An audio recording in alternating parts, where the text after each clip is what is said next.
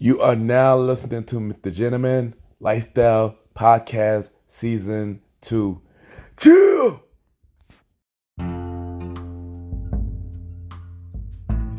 Yes, welcome back, everybody. Welcome back. And at this time, I got my special guest. She is an author, she is a mentor, and she got a podcast called Black Girl with Purpose. We got Miss Brianna Lightfoot Smith in the building. How you doing? I'm doing well. How are you? Yes, I'm doing good. Dealing with the allergies, but I'm doing good. I'm good. Welcome to being on my show. Thank you so much for having me. I appreciate it. Yes, anytime. So you're ready for this interview? I am. All right. So we're gonna start with, where are you from? I'm actually from Arlington, Texas. I lived in Missouri for 4 years and New Orleans for 5, and now I live about 10 minutes from the house that I grew up in, which is pretty crazy how God brought that full circle. Okay, nice. So if you can't describe yourself with one word, what would that word be? Driven. Driven. Nice. So why you pick driven? I'm very determined whenever I set goals for myself, and sometimes that's worked to my demise, because if I didn't take a moment to pray and say, God, is this even what you want me to do? Then I will have spent weeks working on a project or a product only for it to fail, and then I'm mad, and God's like, sis, I didn't even tell you to work on that. So but the benefit is that I am able to see things that I talked about come to fruition. I know there are a lot of people who have these vision boards, we have these to-do lists, and you check at the end of the week or at the end of the month, and you're like, okay, you didn't do anything on here. What is up with that? So I've been able to stay organized over the years and accomplish a lot of the things that I set out to do. Okay, nice. Keep doing your thing. Nice. So as we know, you are an author. So what made you want to go to that route? Honestly, it was another God moment. I did want to write books. I'd actually written my first book when I was a child. It was called The Cloud Factory, and it was the story about two sisters who were going through this journey and saw this factory where clouds were created. And so I think that I was maybe 10 or maybe even younger when I wrote that. So I always wanted to be an author, but my book, The Black Girl's Guide to Living on Purpose, which I wrote at the age of 24, that book came from me sharing my testimony of overcoming suicidal thoughts as a teenager. And at the time, I was working with other young women in ministry at my church, and I felt like they were struggling with a lot of the things that I struggled with when I was younger. And so I felt like I needed to provide some kind of solution. You know how you say, oh my gosh, I can't believe this is still happening. And I felt like that's what I was feeling. But God said, okay, if it's still happening, what are you going to do to help fix it? And so that's why I ended up writing my book.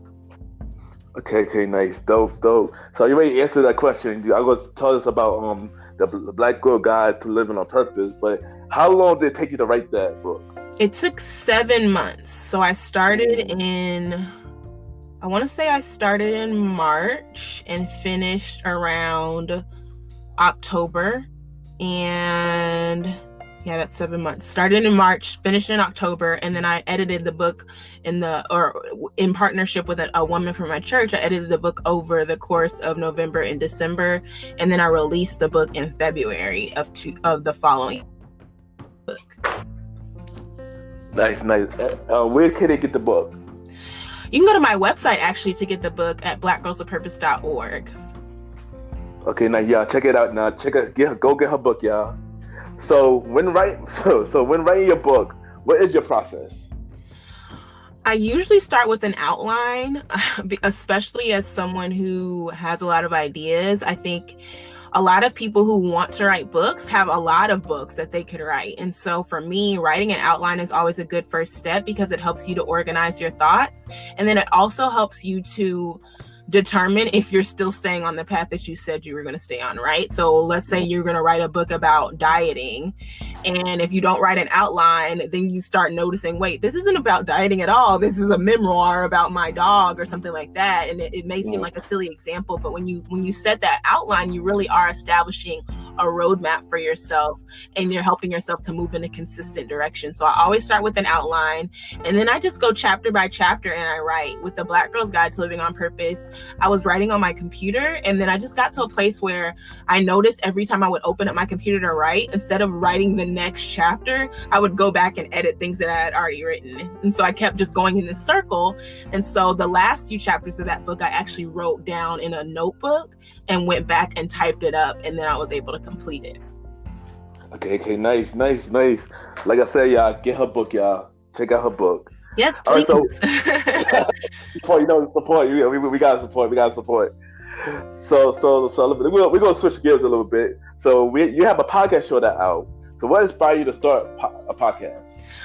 Well, with the book, when I wrote The Black Girl's Guide to Living on Purpose, and then my aunt told me that I should write a workbook, so I did. And then she told me I should start doing workshops, and so I did. And what I realized is that I wanted to have multiple ways to connect with my audience. And so I actually started a blog, and I was sharing different women's stories who had, were on a path to purpose, whatever that looked like for them, whether they were students or whether they were people who are in the workplace or whatever the case may be. And honestly, the conversations I was having with these women were so amazing that I felt like where the blog was really great at one point, I wasn't doing the proper service to the women that I was having on, nor was I doing the best service to people who were reading the blog, because I felt like you couldn't properly convey the emotion, right? So if there was a time where we were laughing, I'm not going to type in "and then we laughed" on my blog. Or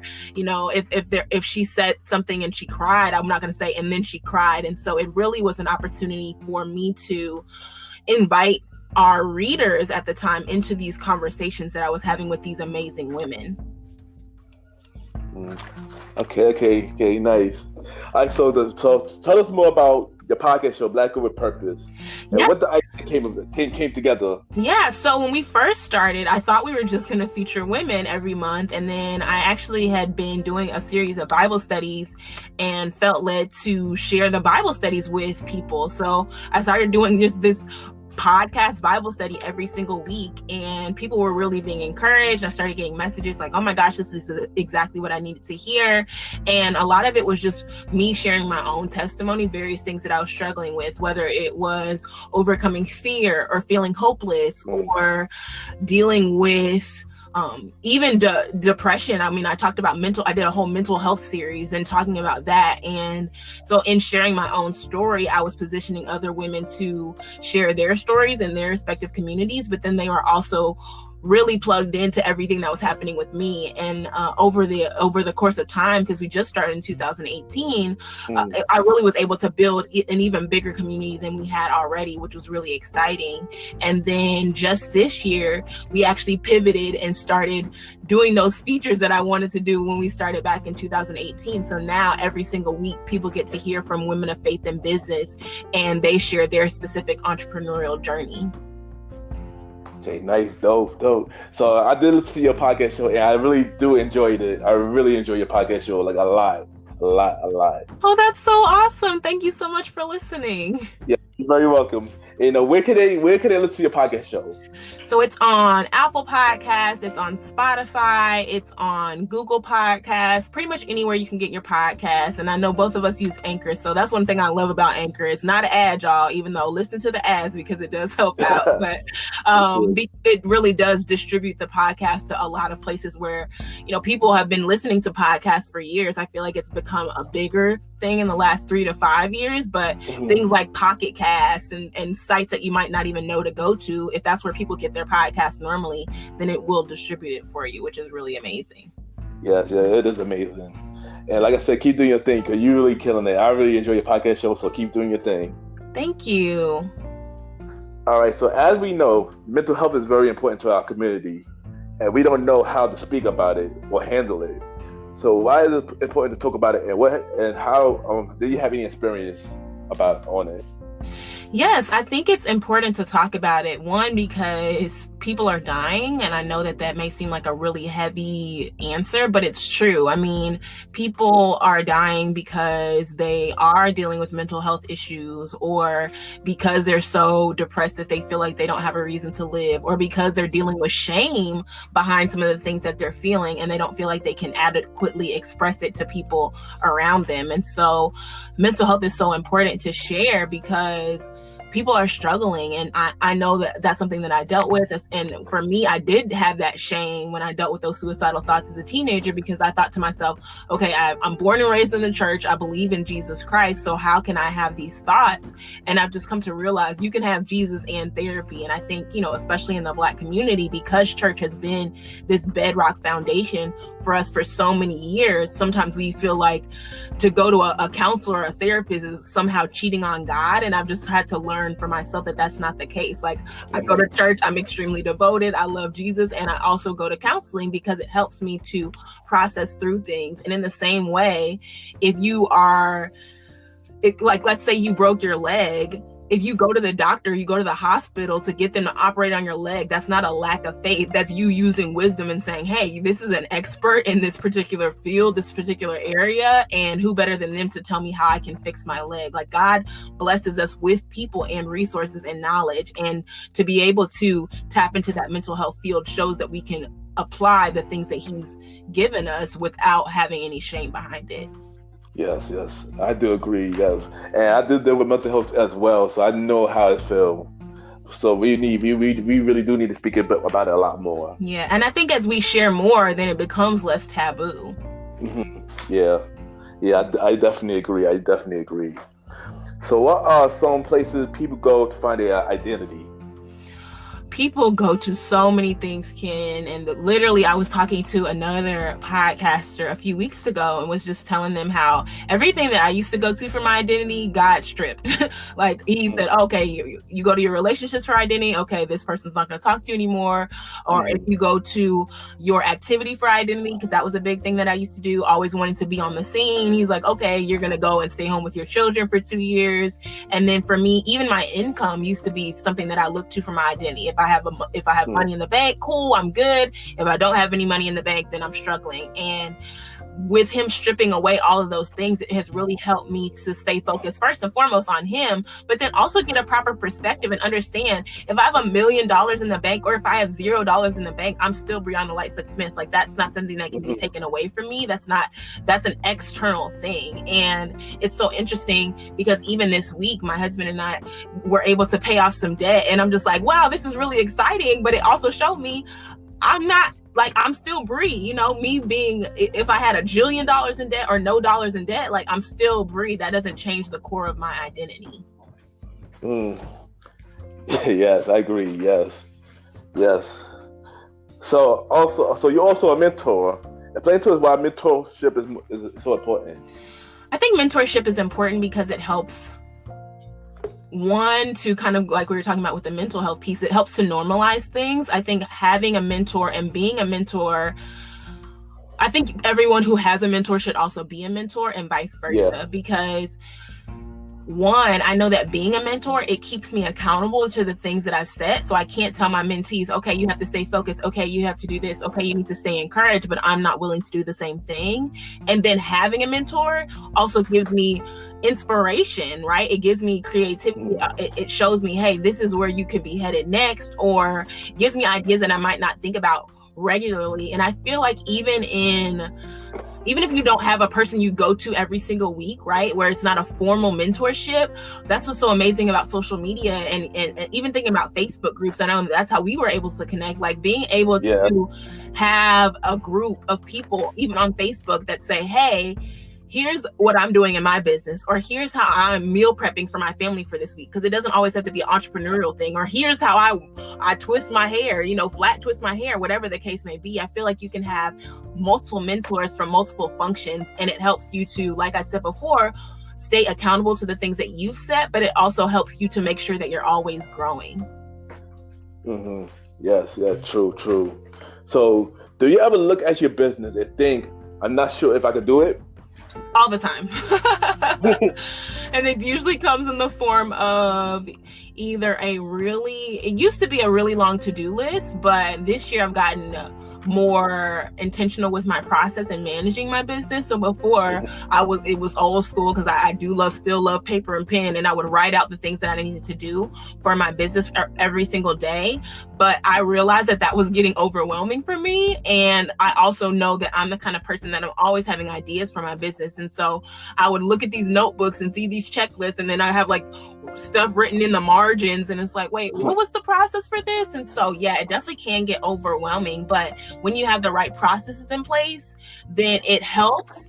And I think sometimes, many people who are in the entrepreneurial space, you're learning as you're going. So even if you didn't study marketing, you're learning marketing. I mean, even if you didn't study graphic design, you're creating the graphics for your podcast, or you're creating the graphics for your email, or whatever the case may be, just because a lot of us start out bootstrapping, where we don't have a huge grant in the very beginning, not even we're not applying for them, but in the very beginning, you're also testing your product or your podcast. And so it's like, I don't even want to spend a bunch of money on this until I actually see that it has good traction, and that I want to continue to invest my time before I even invest any money into it.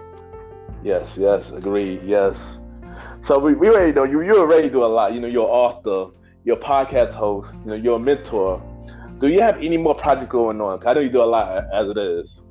Yes, I mean, I have. We just recently launched an online learning platform for Black Girls with Purpose. And so women are able to come every single month. And I say come, I mean, it's an ongoing community, but every single month women get workshops on things that will help them in their business. So we have a how to start your own podcast workshop. We have how to teach an online course, which is so relevant in today's time, because people are realizing, okay, if you can't offer some of your products and services virtually, then in times like this, you might really be struggling. We have a class in there that talks about creating copy that compels. So if you're somebody who doesn't even have a website, but you have a really awesome email list, how you can type up really quality emails that will convert to sales for your business. So that's a huge project that we started on. And then I have our apparel brand. So Black Girls with Purpose has a Black Girls with Purpose shop. And that's something that I've been kind of slowly growing. Because again, going back to that, if you really want to build this, you're going to have to invest time into it. It's been more so a passive income stream of, oh, look, we sold a shirt. I don't feel like I'm always actively promoting it, but it's definitely something that means a lot to me. And then honestly, just on a personal level, always working on being a better wife to my husband, being a better mom to my children. I have really appreciated COVID-19 because I feel like I have gotten so much better with my fitness routines. I feel like I've learned how to do my hair better, because before it was like, okay, I'm just going to go to my hairstylist. And now we're seeing, again, you have to have those skill sets for yourself, because if something happens and you're not able to access these other resources, you still need to be able to maneuver your situation. Yes.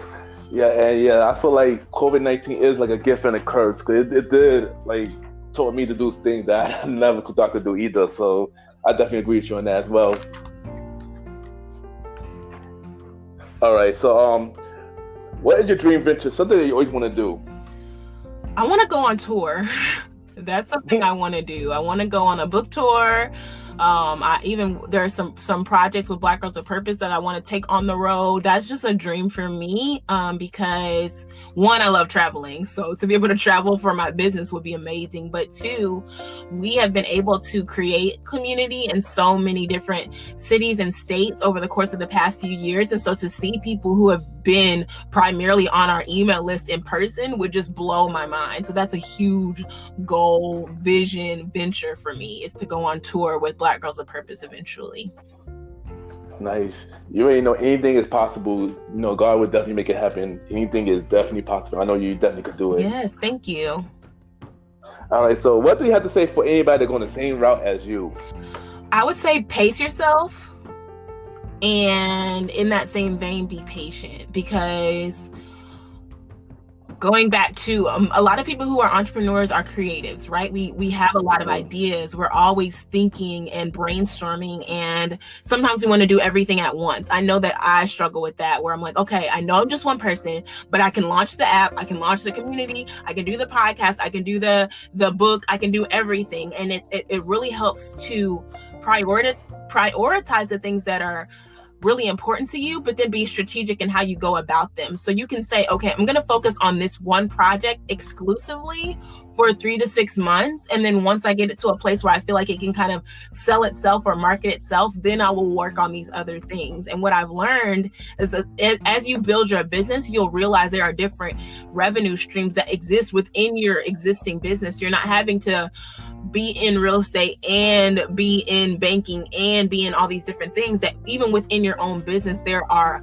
tons of ways for you to show off your creativity. So I would say pace yourself. And then the patience part comes because sometimes as business owners, because we're so excited about what it is that we're offering, we're like, oh my gosh, this is going to sell out immediately. We're going to get 1,000 sales our first time.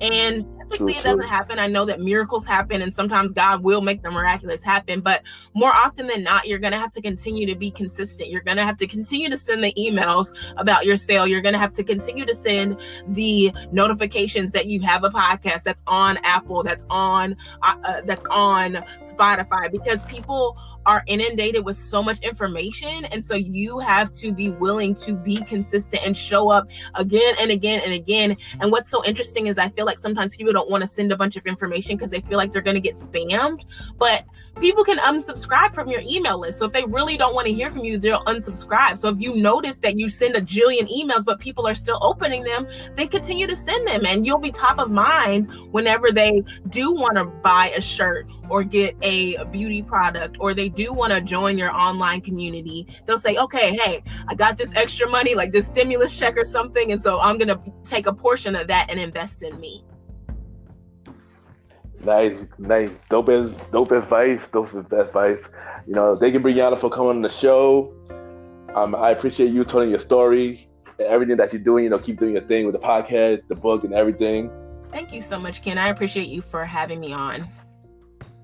Yes. So, you know, I know you got a lot. I know you got a lot. So, if you're doing your book, your podcast, everything, your social media, drop everything so they'll know where to reach you. Yes. So you can go to our website, blackgirlswithpurpose.org, to connect with us. We have a free guide on how to build community on our page. So if you go to blackgirlswithpurpose.org and you scroll underneath the big part that says we create spaces for women of color to connect, then there's a free guide on there for you to learn how to build community if that's something that you want to focus on in this season of 2020, even amidst COVID-19. Definitely follow us on Instagram at Black Girls with Purpose. If you want to follow my personal page, you can follow me at The Black Girl with Purpose. And then if you want to see the gear that we have in our Black Girls with Purpose shop, we have a lot of awesome t-shirts, things that say things like purpose over profit or your pain produces your purpose. Then you can go to blackgirlswithpurpose.org/shop. And for your listeners, I'll let them get 20% off and they can use promo code PURPOSE20. Nice. Y'all hear that? 20% off, y'all, when y'all purchase. So once again, thank you, Brianna, for being on the show, and we'll be right back.